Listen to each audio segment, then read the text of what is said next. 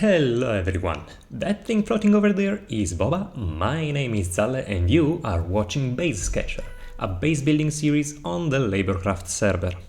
Today we are going to do a lot of terraforming, and to help ourselves with that we are going to need a beacon. I've gathered all the resources to summon a wither boss and a bunch of iron golems so that they do all the dirty work. Yeah, that's right, I don't need no glory, I don't need to fight him directly, I just want his little nether star. And yeah, I know what you're thinking, I've done practically nothing but resource gathering for 4 episodes. Is this going to be a repeat? And no, don't worry, it's not going to be. This is the last bit of preparation before we lean heavily into base progression. So hang in there, let's grab ourselves some popcorn as we watch the golems do their job.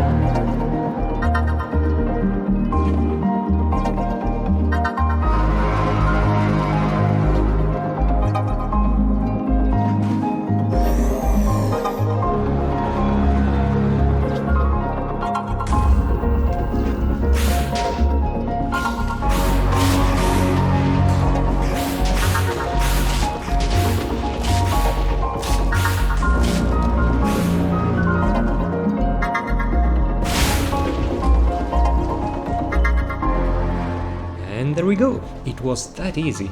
All you need is the bedrock ceiling in the nether, so that the bad guy doesn't float away and the iron golems will do the rest. And now that we've got ourselves the nether star, it's time to go back to our base and craft the beacon. Okie dokie, it seems like we are gonna have to do a mix of emeralds and iron for the pyramid.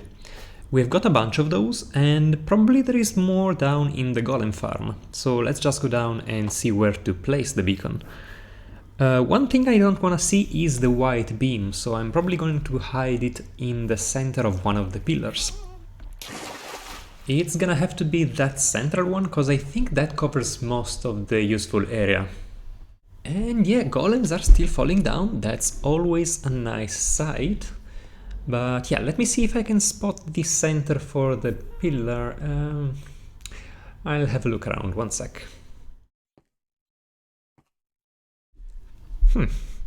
Okay, yeah, right here seems like the perfect spot.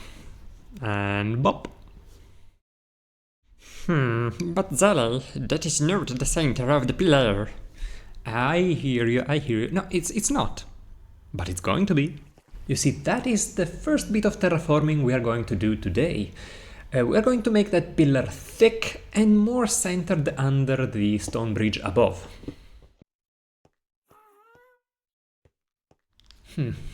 So right now I'm looking for a good angle for a screenshot, because I want to take out my graphics tablet and let you see what I'm envisioning when planning for big terraforming projects like this.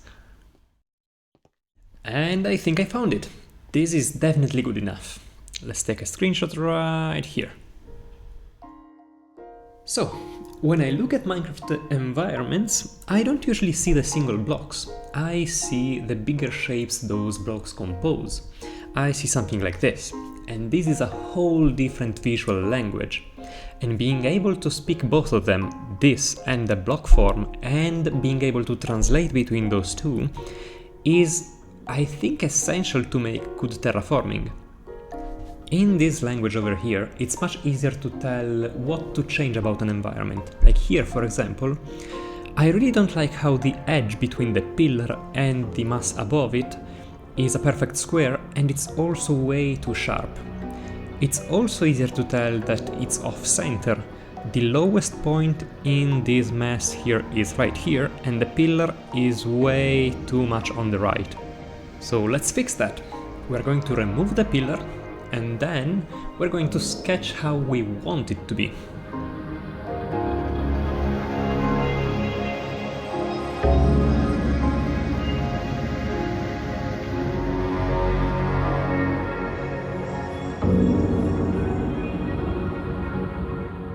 So at this point, I can't stop myself from thinking, what next? What can I add on this pillar?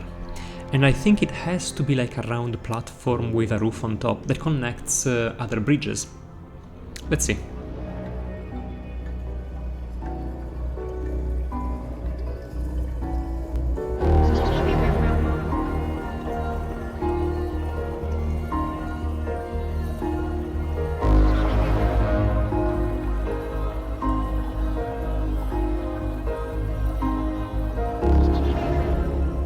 Alright, I like that. It might not make too much sense to you, because you don't know what else I'm going to do with the rest of the terraforming, but trust the process. One thing I've noticed while drawing this is that the beacon in its current location will probably poke out of the edges here. You will see the base of the pyramid because it's quite large. I'm gonna have to push that down, like way down. But other than that, I think we're done here. Let's hop back onto the server and right into building mode.